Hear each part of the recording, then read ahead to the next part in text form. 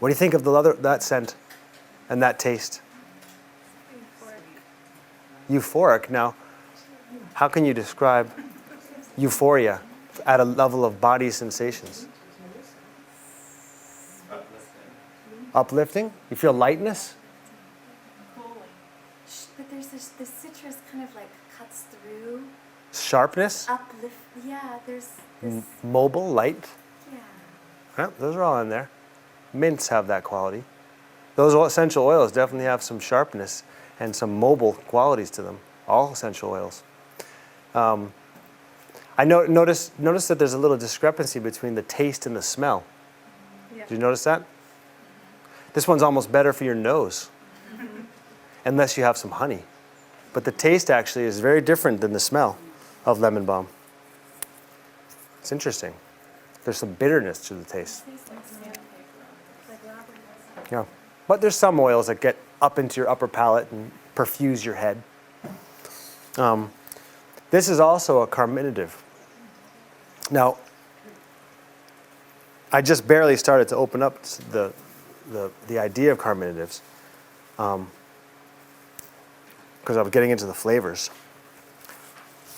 Let's see. I want to just keep going with the carminative theme since I have it all and it's after lunch. Here. There's some dill. You can break that up. So, carminatives tend to have spiciness, and many of the carminatives tend to have essential oils in them. In fact, all of them that I know of. One of the things that these carminatives do, this class of herbs, again, a lot of fire element. So if you have a log, which maybe would represent food in your stomach, what do you need to get rid of that log, to break it down into something more usable, like the heat in the log? You need oxygen. You need wind, in other words, which is the aspects of the vata that you need to feed the fire. And then you need fire.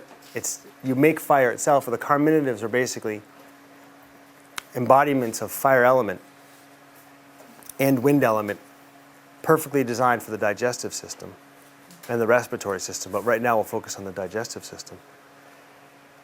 So they're kind of pungent, most of them. They have a lot of motion attached to them. They activate mobility. Pass around some fennel seeds.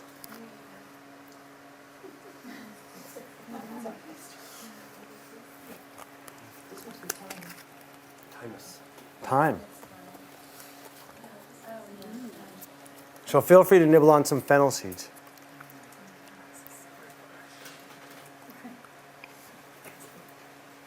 And again, notice what it's doing in the body as I keep passing these around.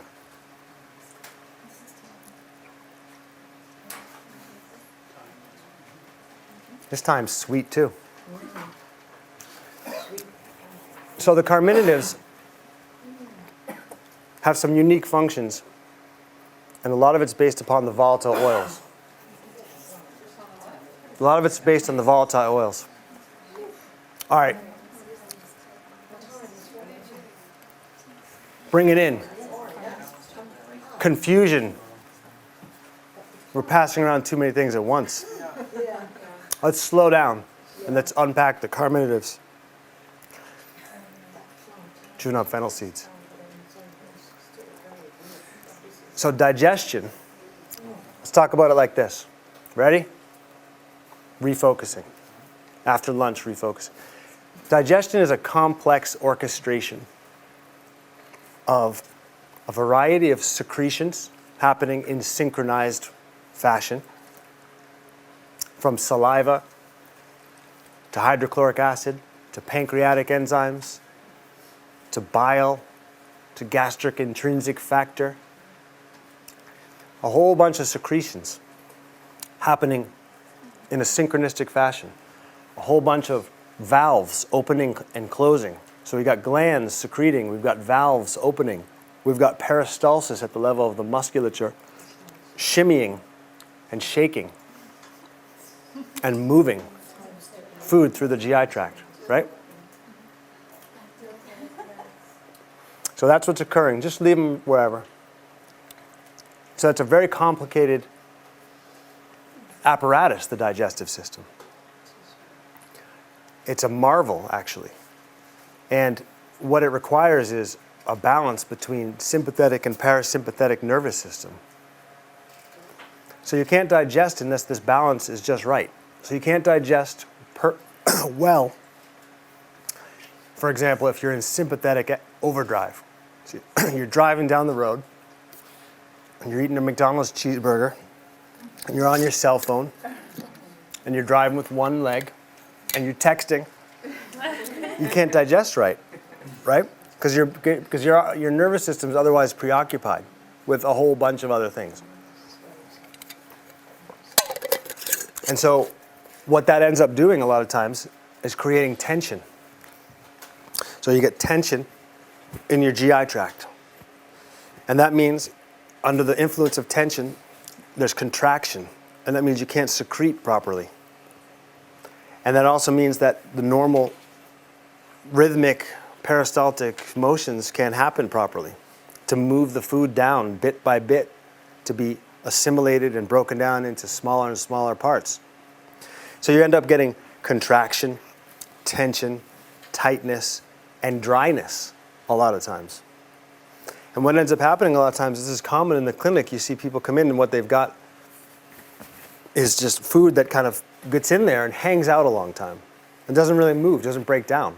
It's like putting a log, a wet log, or like a damp log in an environment and then trying to light it on fire, but you can't light it on fire because there's dampness, it just hisses, psst, you know? Well, carminatives help to both dry that log out and to add oxygen to the fire.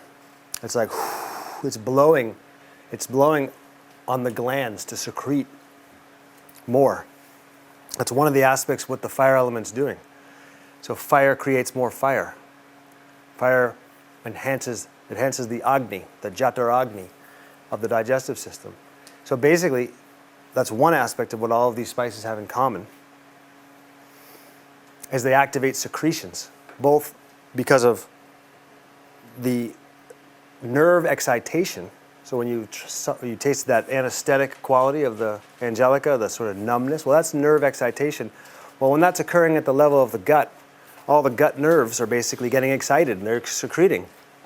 And the other thing that's happening is because all the volatile oils tend to have a lot of antispasmodic qualities in general, it's relaxing tension at the same time, which allows digestion to proceed normally, efficiently. Does that make sense? And that's, of course, why they're on our spice rack.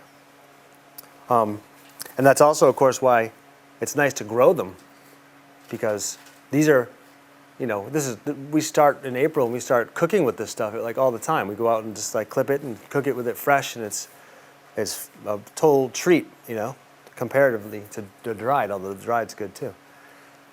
So essentially, this is what the carminatives are doing in the digestive system. And they can be used in cooking, like we talked about. Some traditions make various preparations out of them, various things like different kinds of wines, powders. I just happened to have this, so I thought it was a good one. This is kind of a classic, Hingva stock. I'll just pass this around. You can smell it, and if you feel like it, you can just take a little on your pinky and taste it. This is Hingva stock. This is a classic Ayurvedic preparation. Hing being the key word, which is asafoetida, which is actually right here. This is devil's dung. We actually have some growing. Devil's dung. Another, guess what family? Apiaceae, again. Umbelliferae. Isn't it interesting they all come from that family, or many of them? That and the mints. So, Hingva stock has all the qualities that we were just talking about. It's a really great carminative. But you can take that, you can sprinkle it into your food. You can take some of these things as a draft, as a powder in a little bit of water, or a tablet after your meals to help you digest, like we're doing right now. Or as a tea. So Thomas is making a tea that's a carminative tea, and we're going to drink that. There's a digestive tea we make at the shop that's filled with carminatives. So I'm going to tell you what's in here. This is a good carminative tea.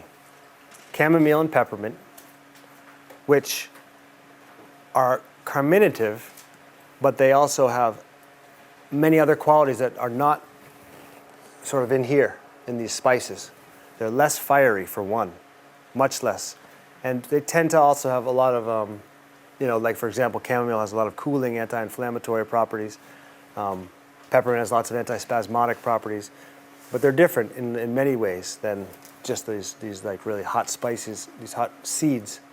But chamomile and peppermint are a classic Western combination. That's like old reliable, right? Chamomile and peppermint tea. And one of them by themselves is different than when you put two together in a synergy. Then they become different. So chamomile is good, peppermint's good, but chamomile and peppermint's a very different thing actually.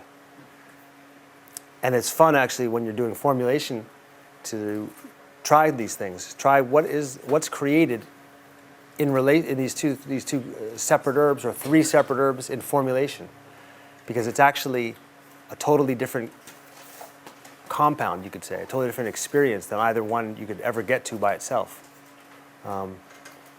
Then we put cumin, coriander, and fennel, 3 seeds. This is when I was studying Ayurveda in New Mexico. This is the CCF tea that we drink a lot out there at the Ayurvedic Institute. So we've got an Ayurvedic carminative combination with a Western carminative combination. And then we've got ginger and orange peel, ginger root and orange peel. So citrus and ginger is another classic combination that you often see in Chinese medicine. So we often use bitter orange peel or aged orange peel with ginger in many, many formulas. So that's a nice duo from Chinese medicine. So now we've got Chinese, Ayurvedic, and Western carminative combinations. And then I just put cardamom and dill seed in there, just because I love cardamom so much, and dill. But you can see how we've made this. And then what happens is you drink this after a meal, and the maestro is back in the house. And the orchestration begins again in earnest. Secretions, peristalsis, jiggling. It's got to all be loose in here, man, like a washing machine. Like, it can't be like, tight, stressed out, What's your question? How long should you wait after you eat to have that type of tea? Because the water, the fluid also gets in the way of digestion. Right. So, right? Yeah, you can sip on. Yeah. She said, how long after?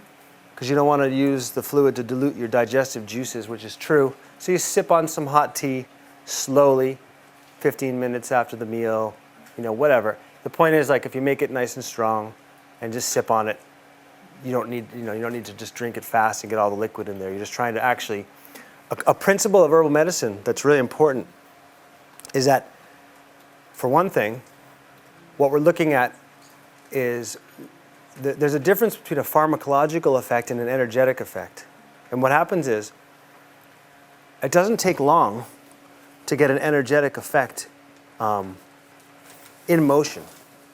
Just the way, like we've just been talking about. Let's pass around something and I'll show you.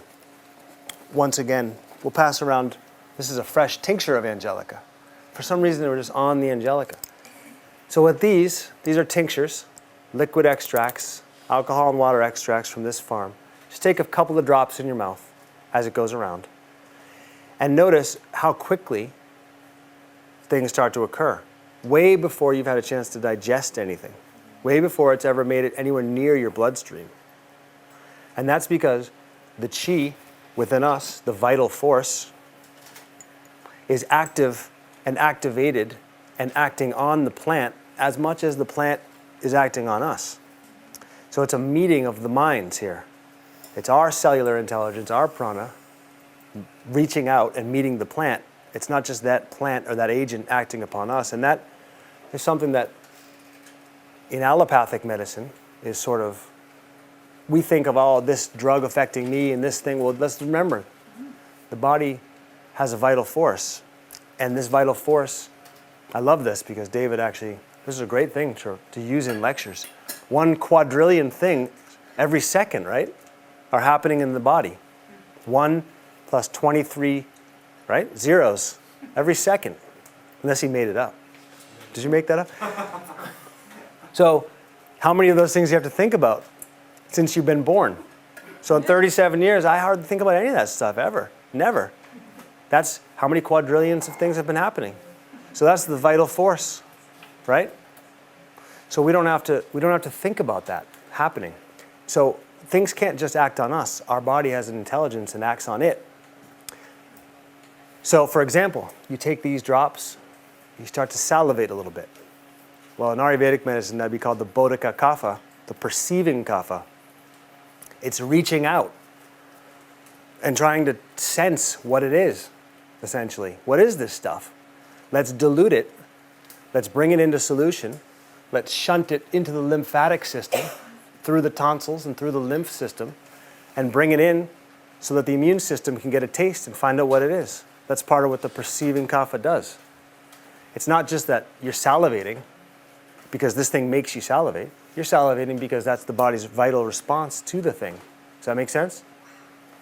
That's a whole different way of looking at it, and that's the interdependent way of looking at it. So it's very interesting, I think, when you start considering it that way. And actually, it brings up a lot of questions. So things like, you take some echinacea, and you wonder why it stimulates your immune system. Well, maybe your body says, we got to get this thing out of here fast. And that's why it's stimulating your immune system. Because who wants to eat that spiny, strange thing? That's not food. So it's potential that there's an interaction going on at that level. You know, you don't want a bowl full of echinacea Crispies for breakfast. So pay attention to that. Very fiery, very sharp, very spreading. No, Yeah. some of the primitives that you shared with us are fiery and more like the thyme, and some like peppermint or cooling, they have an opposite tendency.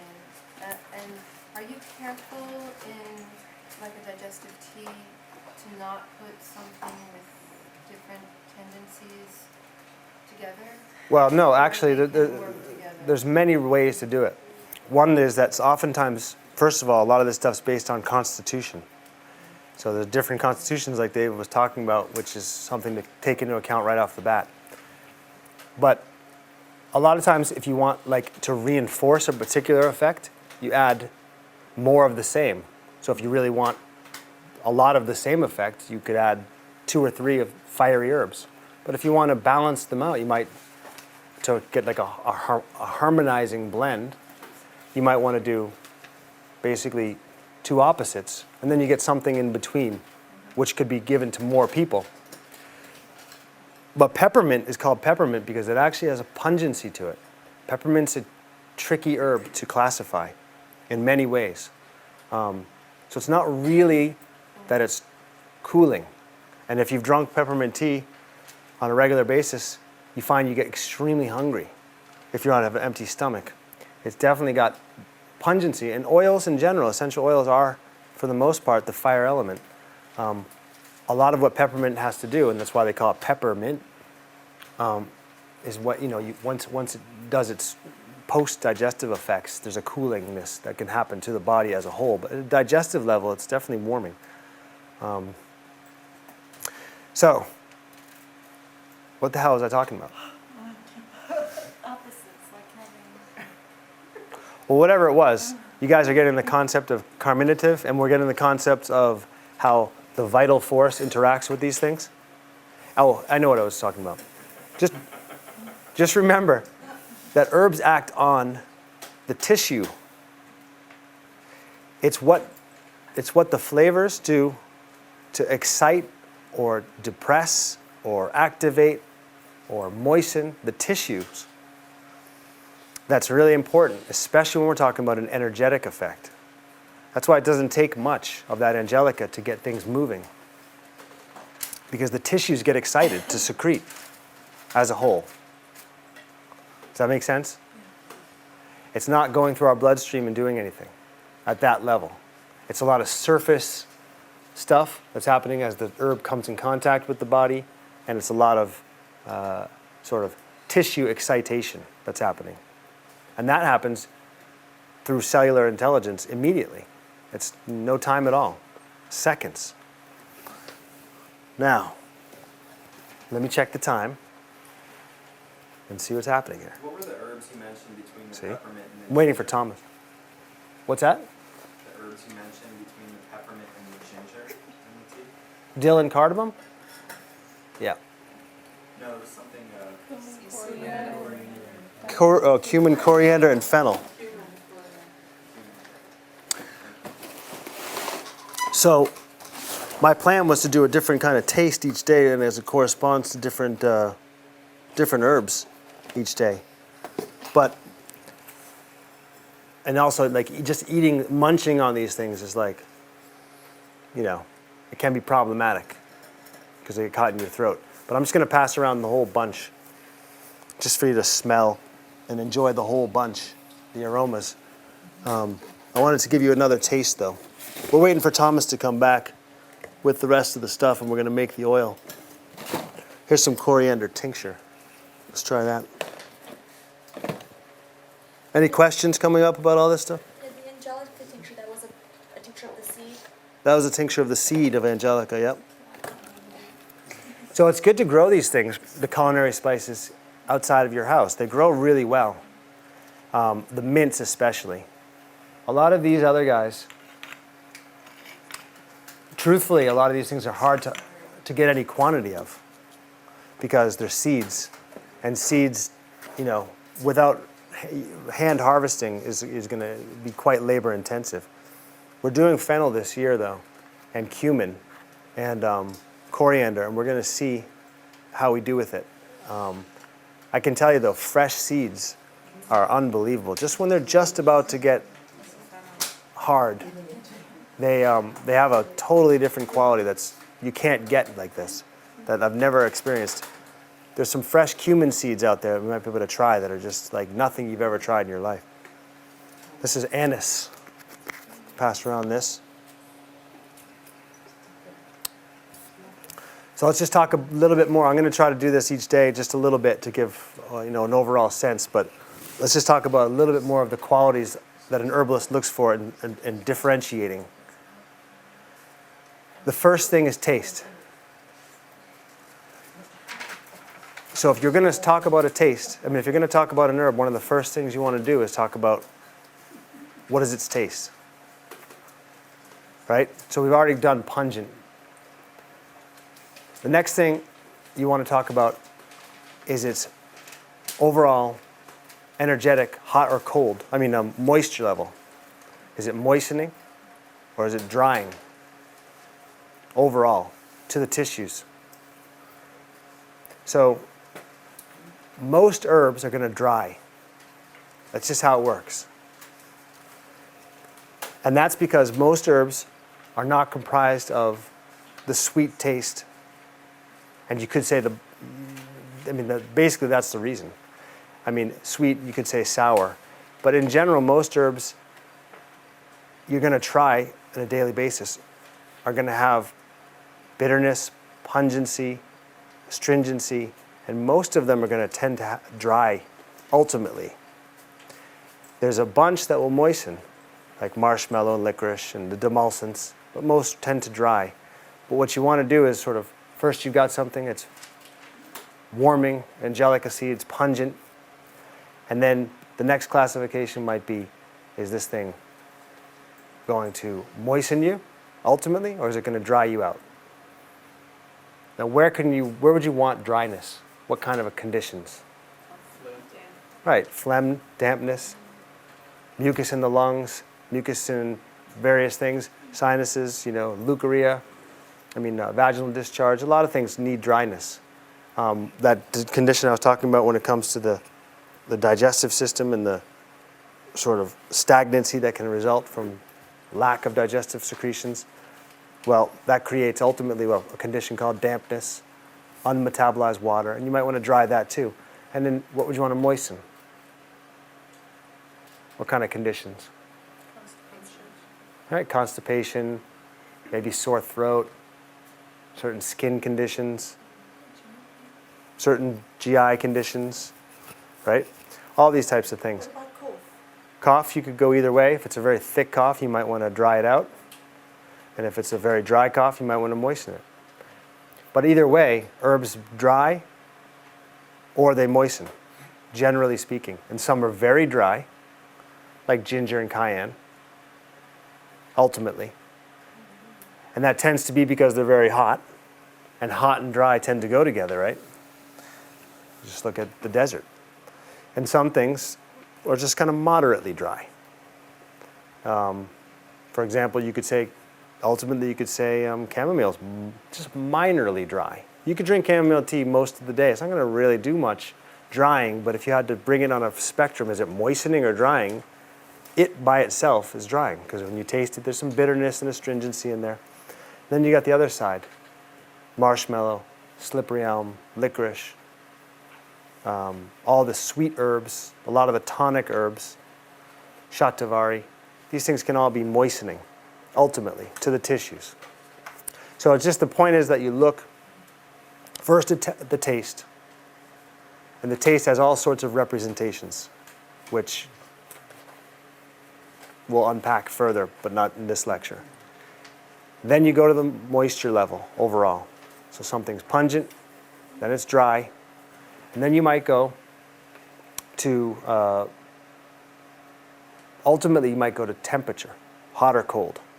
So some of it's obvious. Pungent taste is kind of hot, right? The angelica was kind of warming, so it's obvious. It's not just saying that your whole body's going to warm up. It's saying that sometimes hot and cold represents, is your metabolism speeding up? Is some aspect of metabolism speeding up? Or is some aspect of metabolism slowing down? Does that make sense? So cold tends to be hypometabolic. It tends to slow things down. Heat tends to speed things up, just inherently. So it's not just saying you're getting hot.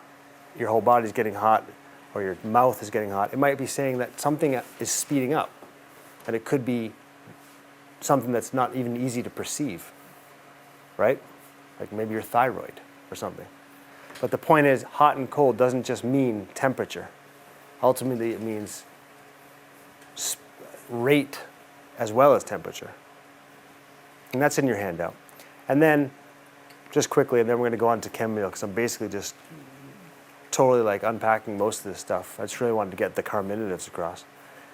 The next thing is directionality. And that one's important specifically in therapeutics. All right, we're in business. When I say directionality, there are certain things that tend to rise.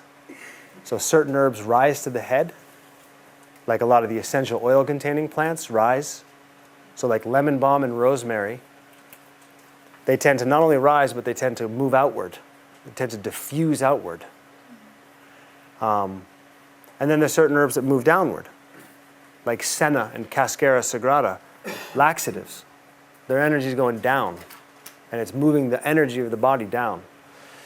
There's certain herbs that go inward, like a lot of the tonics. So a tonic, like ginseng, is going to consolidate your energy, right? Or an astringent herb, like bayberry, we'll try. That will consolidate. It'll bring energy inward. It'll arrest secretions.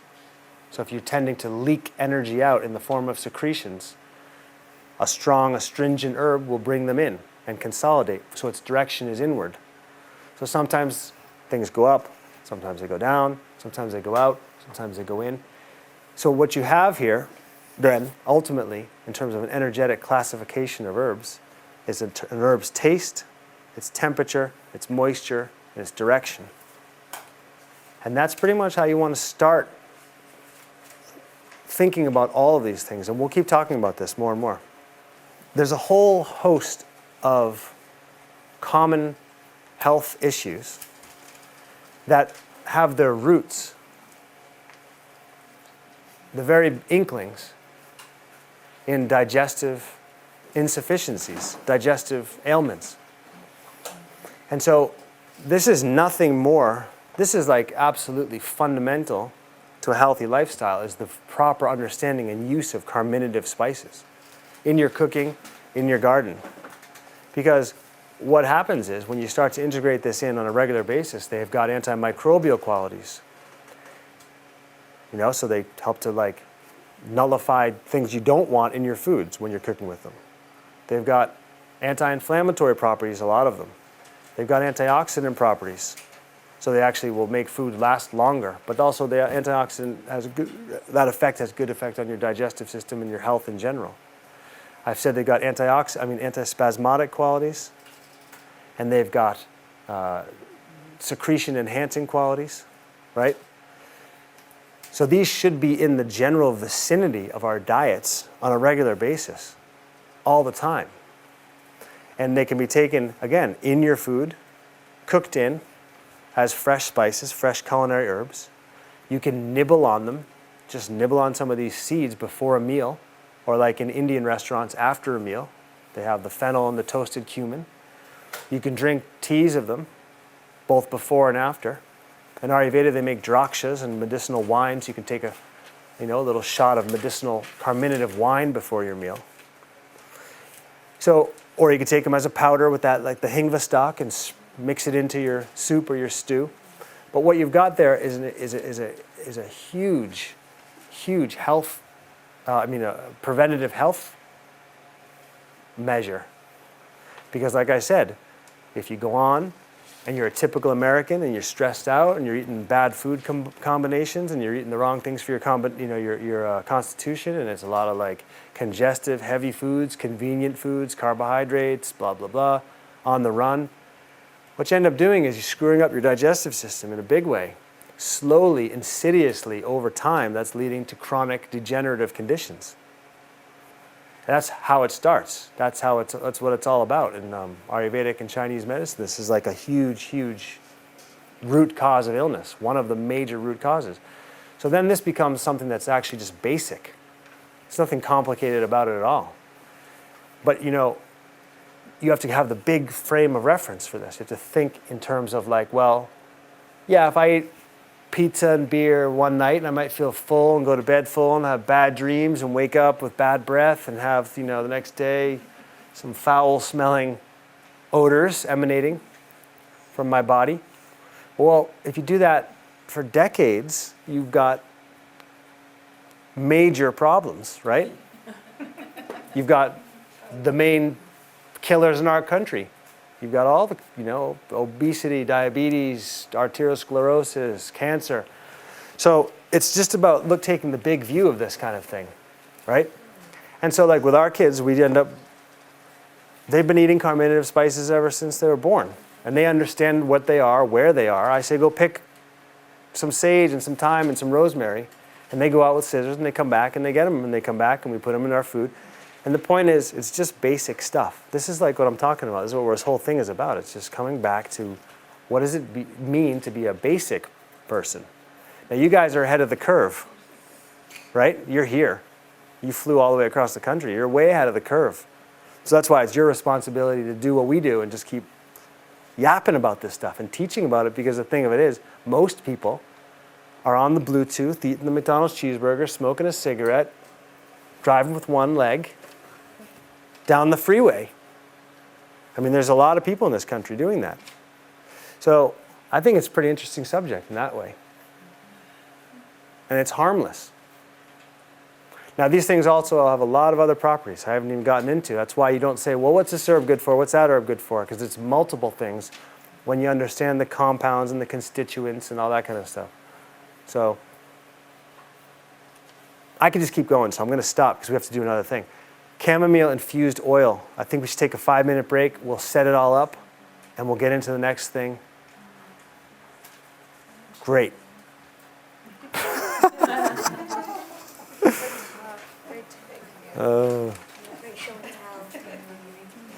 Well, we're just going to get it down this first week, right? By September, we'll be pros. At least I will be. He's already a pro.